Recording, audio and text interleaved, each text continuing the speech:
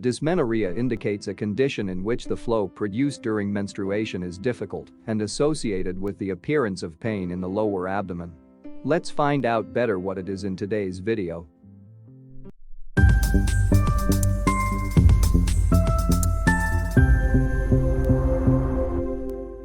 Hello and welcome to Med for Care. Today's topic is dysmenorrhea. This disorder is very common in women of reproductive age and often causes negative emotional, character and psychological implications. Dysmenorrhea is a very common disorder, especially among adolescents.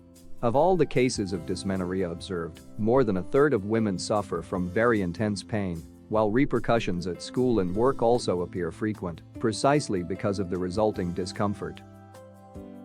Dysmenorrhea can be traced back to two main clinical pictures. Primary dysmenorrhea, when menstrual pain occurs in the absence of other diseases and cannot be explained by a specific pelvic pathology. Secondary dysmenorrhea, when menstrual pain is caused by an established pelvic pathology or an extrauterine disease. The risk factors most associated with dysmenorrhea are cigarette smoking, obesity, heavy and persistent menstrual flow, and of course a family history of dysmenorrhea. Do we know why menstrual flow is very painful? Modern pathophysiological studies have highlighted the significant role played by arachidonic acid and its regulatory pathway. After the ovulation phase, the endometrial cells, example the cells that line the uterus, become filled with fatty acids at the cell membrane level. When these fatty acids, as arachidonic acid, are released, they lead to the formation of particular substances, such as prostaglandins.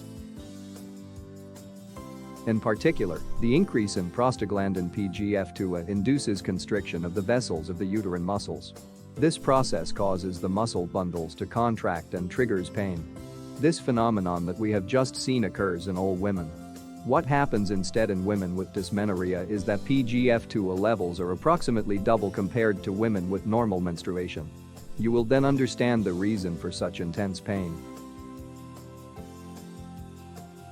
Other causes have been identified to explain primary dysmenorrhea.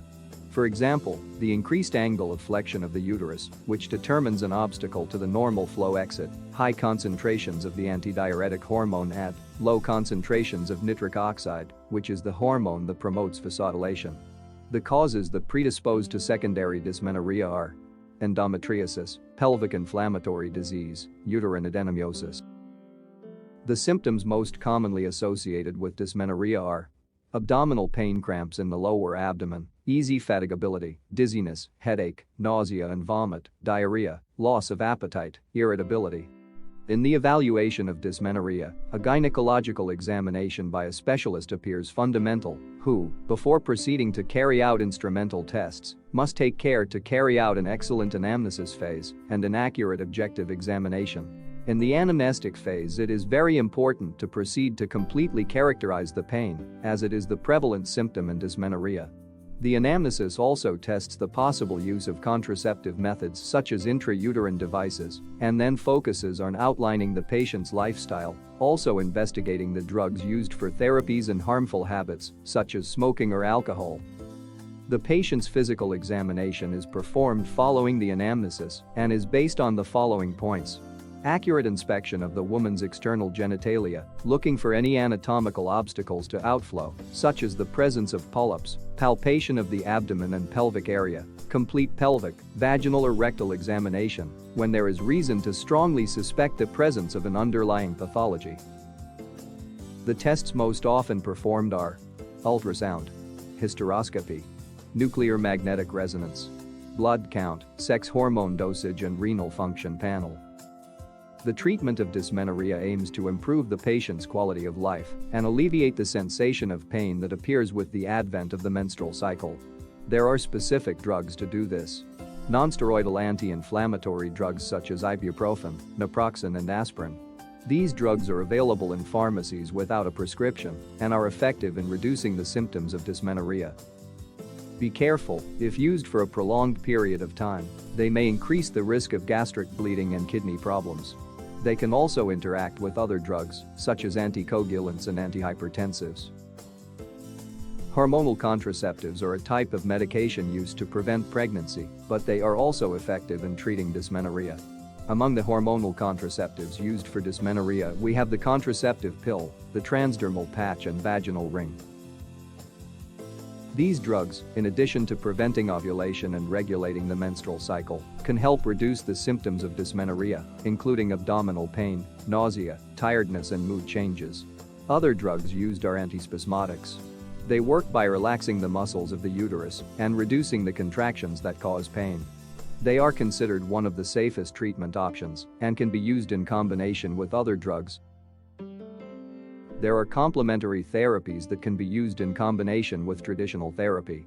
Ozone therapy is an indicated treatment because, as we have seen previously, in dysmenorrhea, there is often a problem linked to a decrease in the production of nitric oxide.